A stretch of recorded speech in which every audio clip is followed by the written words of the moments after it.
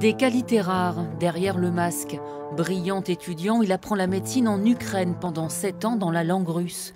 Né au Pays de Galles, il est déjà chirurgien au Moyen-Orient, il a 32 ans.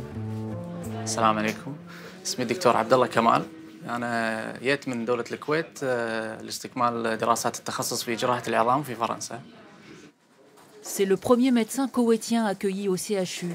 Il se présente en arabe, mais parle 6 langues, en apprend une 7e. Pour lui, rien d'exceptionnel. Si vous avez le vie, c'est vraiment pas difficile. Il va passer 6 ans à se spécialiser ici dans l'un des 10 meilleurs services d'orthopédie de France et à peaufiner son français médical. Il y a des mots que je n'ai pas compris, mais après, je demande à mes collègues et ils m'ont expliqué le mot. Abdullah, tu prends le marteau et tu me tapes fort. Allez. Plus fort. Allez. Chaque jour, je vois quelque chose de nouveau. J'ai amélioré en fait mon technique. Bon, il a tout compris, Abdullah. Je choisis l'orthopédie parce que c'est une spécialité complexe. Vous avez beaucoup d'options pour faire votre opération. J'aime aussi aider les gens. C'est vraiment une sensation unique.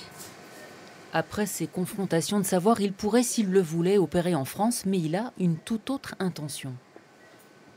Je veux rentrer au Koweït. Je peux enseigner qu'est-ce que j'ai pris ici en France, l'expérience, les techniques. Après, il y a une bonne relation entre chaque pays. Le CHU a des programmes d'échange avec une dizaine de pays. Pour certains, le matériel ou les techniques ne sont pas aussi développés. Pour cet étudiant, venir en France se perfectionner est une évidence, même au prix de sacrifices.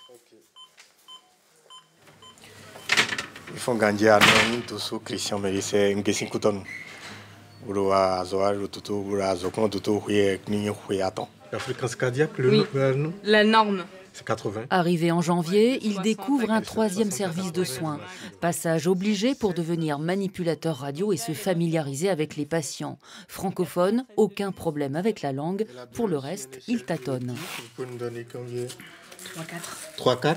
Tu essayes de regarder celle ou celui qui t'encadre et voir comment il fait. Qu'est-ce qui vous inquiète le plus encore? C'est de ne pas faire des erreurs. Les constantes, t'avais quoi? C'était bon ou pas? Oui.